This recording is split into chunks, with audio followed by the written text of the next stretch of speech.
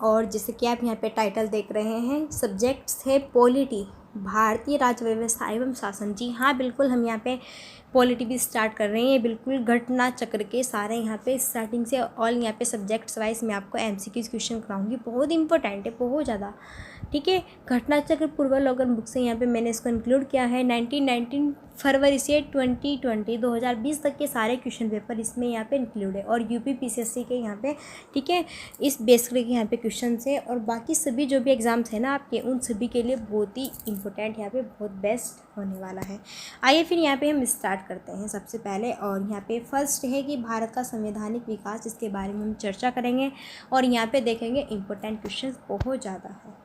चलिए, यहाँ पे मोस्ट इंपॉर्टेंट MCQ क्वेश्चन है और आपका वेलकम है हमारे यूट्यूब चैनल पर। आइए फिर स्टार्ट करते हैं आपका बिना टाइम वेस्ट किए यहाँ पे अपने क्वेश्चन सीरीज़ पर।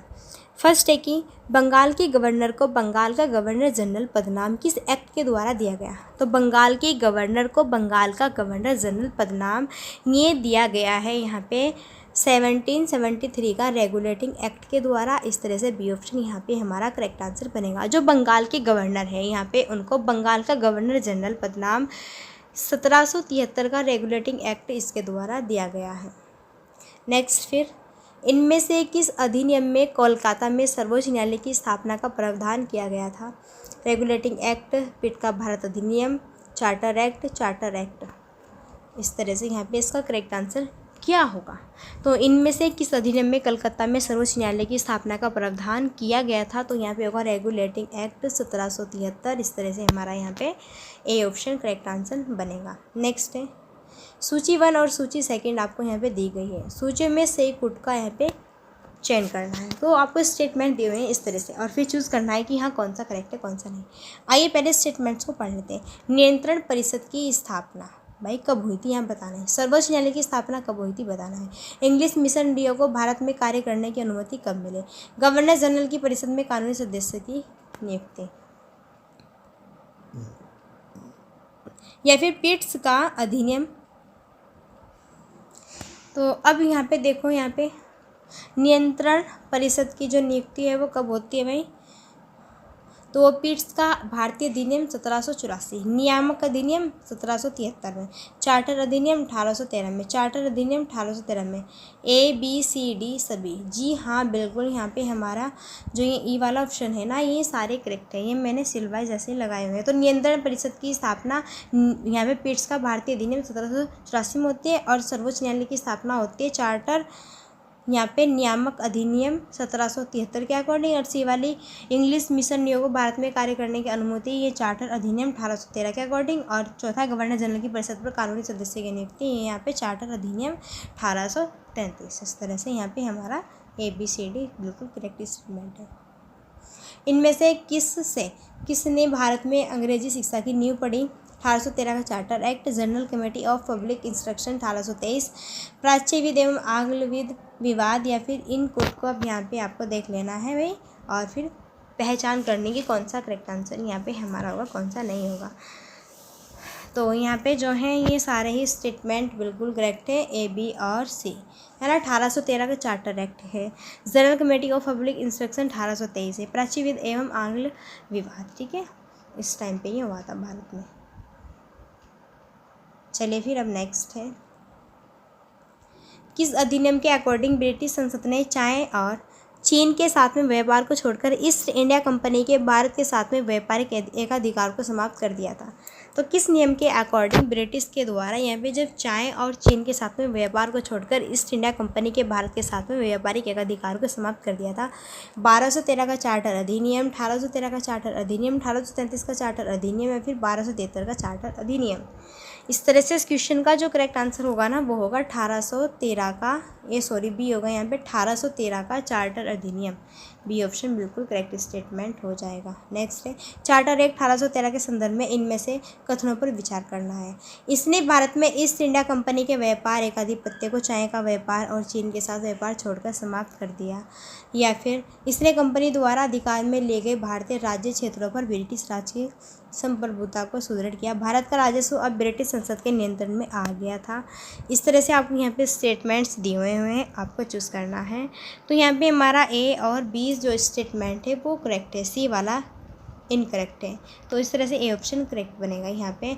ये बिल्कुल बात करेक्ट है और ये बी वाली बात करेक्ट है, लेकिन ये जो सी वाली बात है ये यहाँ पे करेक्ट नहीं है। नेक्स्ट है, किस एक्ट के द्वारा भारत वासियों को अपने देश के प्रशासन में कुछ हिस्सा लेना संभव बनाया? Charter act 1833, charter act 1813, government of India act 1807, Indian counselling act 1961। इस तरह से हमारा इस क्वेश्चन का जो करेक्ट आंसर बनेगा बच्चा, तो इसका बनेगा चार्टर एक्ट 1833। ए ऑप्शन हमारा बिल्कुल करेक्ट आंसर यहाँ पे हो जाना है।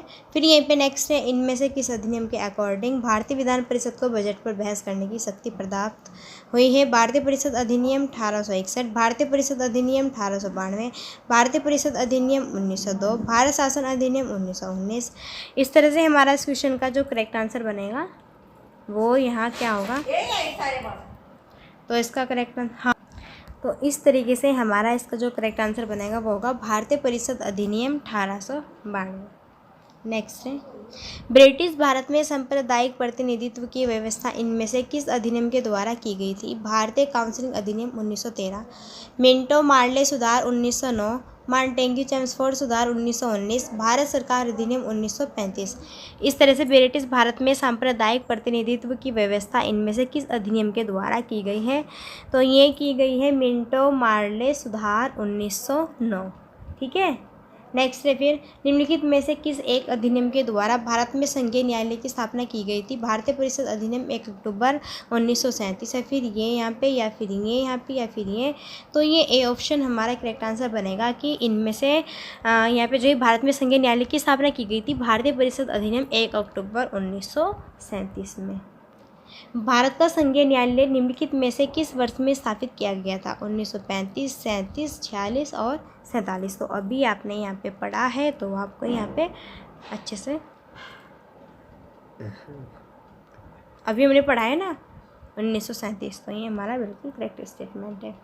केंद्र में द्वैध शासन किस अधिनियम के अकॉर्डिंग स्थापित किया गया? 1909 में, भारत सरकार अधिनियम 1919 में, या फिर 1935 में, या फिर भारत स्वतंत्रता अधिनियम 1947।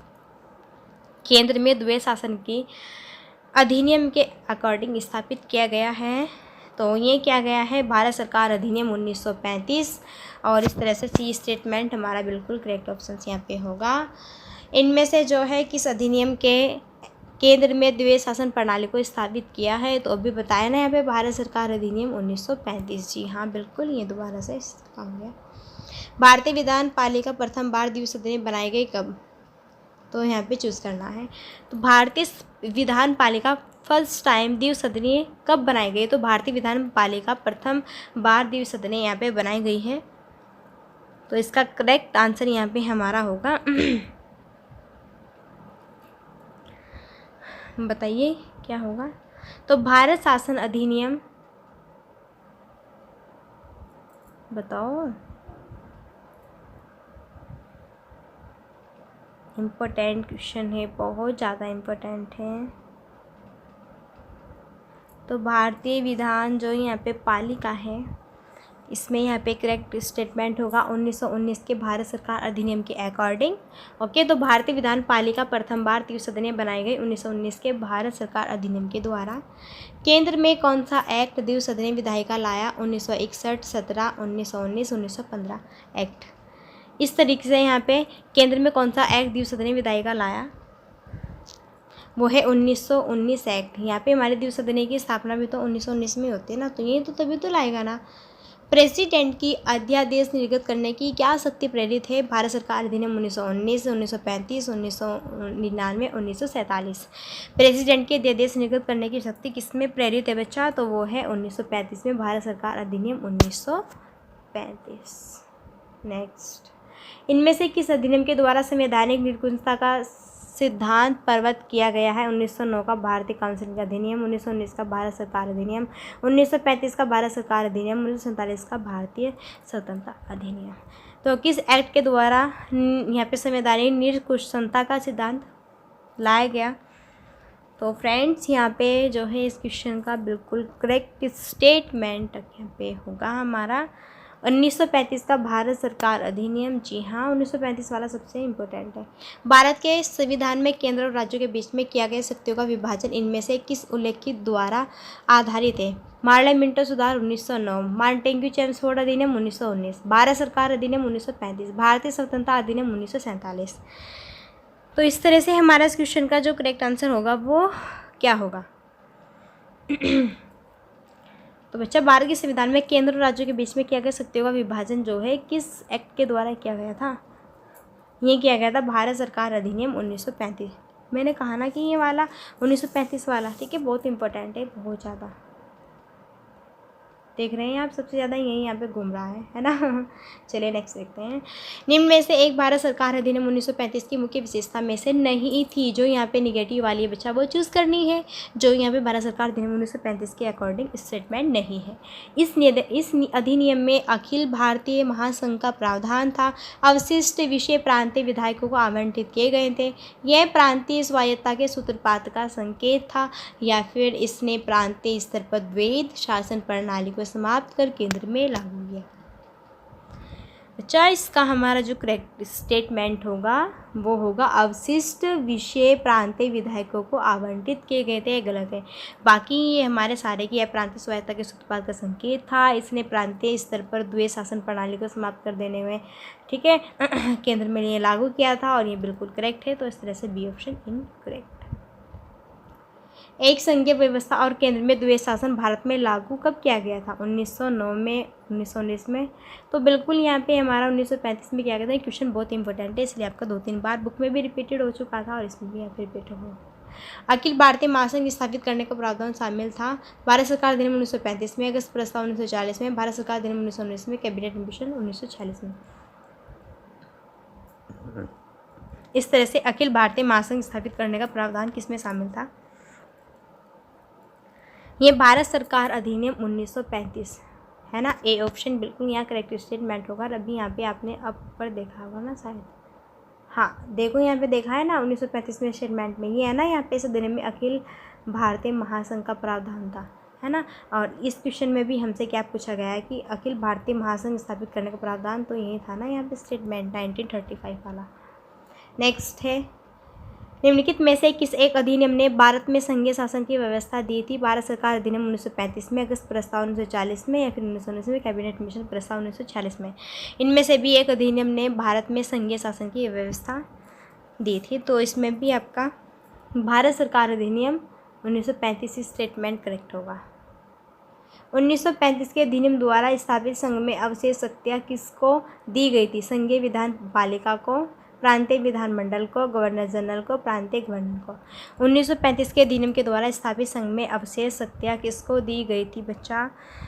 तो यहाँ पे जो है गवर्नर जनरल को दी गई थी। 1935 के अधिनियम के द्वारा स्थापित संघ में अवशेष शक्तियाँ ये गवर्नर जनरल को दी गई थी।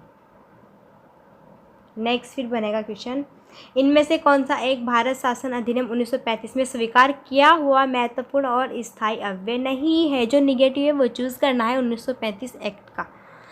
देश के लिए लिखित संविधान, विधानमंडल के लिए निर्वाचित एवं जवाबदेह प्रतिनिधि, एक संघ की योजना पर विचार, या फिर यहाँ पे हम कह सकते हैं विधानमंडल के लिए सरकारी सदस्यों का संवाचित किया जा रहा। इस तरह से हमारा इस क्वेश्चन का जो करेक्ट आंसर बनेगा बच्चा, तो वो होगा यहाँ पे देश के लिए लिखित संविधान। तो ये स्टेटमेंट इसके अकॉर्डिंग नहीं है, बाकी के यहाँ पे 3 स्टेटमेंट ये इसके अकॉर्डिंग ही है। नेक्स्ट है, 1935 का गवर्नमेंट ऑफ इंडिया एक्ट क्यों महत्वपूर्ण है? क्योंकि यह भारतीय संविधान का मुख्य स्रोत है। इसके द्वारा भारत को स्वतंत्रता मिली है। इसमें भारत विभाजन उल्लेखित है। इसके द्वारा रियासतें समाप्त हुई है। इस तरह से 1935 के अधिनियम के द्वारा यहाँ पे जो है ये गवर्नमेंट ऑफ इंडिया एक्ट क्यों इम्पोर्टेंट है? तो यह भारतीय संविधान का मुख्य स्रोत है, इसलिए ये यहाँ पे बहुत इंपॉर्टेंट है। ये भारतीय संविधान का क्या है? मुख्य स्रोत है। तो फ्रेंड्स यहाँ पे जो है इसमें तो ये वाला जो हमारा फर्स्ट वाला लेसन था ना, जो मैंने भी यहाँ पे आपको पढ़ाया, देखो फर्स्ट वाला लेसन हमारे यहाँ पे था भारत का संवैधानिक विकास। तो इस तरह से इसके सारे क्वेश्चन यहाँ पे कंप्लीट हो जाते हैं। अब हमारा नेक्स्ट यहाँ पे चैप्टर स्टार्ट होता है। मैं बता दूँ ना, चैप्टर वाइज कराऊंगी। और 30 क्वेश्चन होंगे, चाहे वो चैप्टर यहाँ पे 2 हो चाहे 1 हो, कितने भी हो। अब नेक्स्ट चैप्टर है संविधान सभा एवं संविधान निर्माण प्रक्रिया। नेक्स्ट चैप्टर बहुत इंपॉर्टेंट है, जस्ट नाउ आइए फिर स्टार्ट करते हैं, बहुत ज़्यादा इंपॉर्टेंट है। भारत के लिए संविधान की रचना हेतु संविधान सभा का विचार इनमें से सर्वप्रथम किसने प्रस्तुत किया था? स्वराज पार्टी 1934 में, कांग्रेस पार्टी 1936 में, 1942 में, या फिर सर्वदलीय सम्मेलन में 1946 में। बच्चा यहाँ पे जो है भारत के लिए संविधान की रचना हेतु संविधान सभा का विचार निम्नलिखित में से सर्वप्रथम किसने प्रस्तुत किया था? वो किया था स्वराज पार्टी ने 1934 में।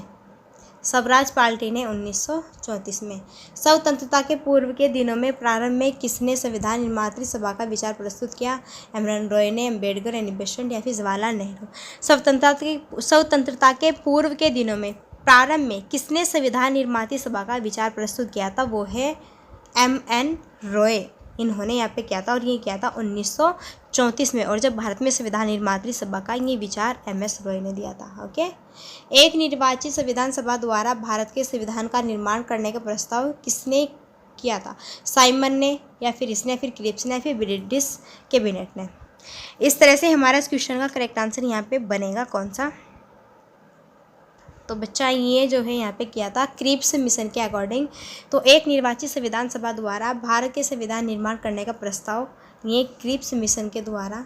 नेक्स्ट आता है फिर कैबिनेट मिशन योजना के अकॉर्डिंग संविधान निर्मात्री परिषद में प्रत्येक प्रांत को आवंटित सदस्य संख्या निर्धारित करने के लिए एक प्रतिनिधि कितनी जनसंख्या के अनुपात में था? 8 लाख व्यक्ति, 10 लाख, 12 लाख, 15 लाख। तो इसमें थे बच्चे यहाँ पे 10 लाख व्यक्ति।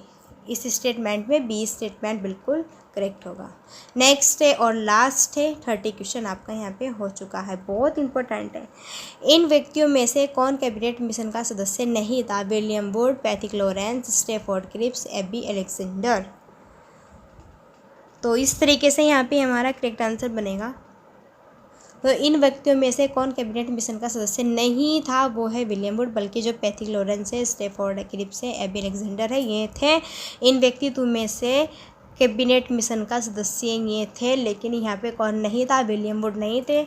आई होप आपको फ्रेंड्स यहाँ पे ये अच्छे से क्लियर हो गए होंगे। 30 क्वेश्चंस थे और सो यहाँ पे आपको वीडियो बहुत बेस्ट लगी होगी। आई होप, मैं आशा करती हूँ, आशा ही करती हूँ और क्या है ना, ठीक है। अब अगर वीडियो अच्छी लगे ना तो जल्दी जल्दी जाके लाइक कर दो, आपको आपकी भगवान की कसम, ठीक है। वीडियो को लाइक कर दीजिए, शेयर कर दीजिए, सब्सक्राइब कर दीजिए। ओके फ्रेंड्स, सो फिर चलिए थोड़ा सपोर्ट कीजिए यार, तभी तो हमको बढ़ाने में और भी यहाँ पे थोड़ी ऊर्जा मिलेगी, एनर्जी मिलेगी, मोटिवेट होंगे हम। तो फिर चलिए मिलते हैं नेक्स्ट वीडियो में, तब तक के लिए so thanks for watching, keep studying, bye bye, take care. Okay.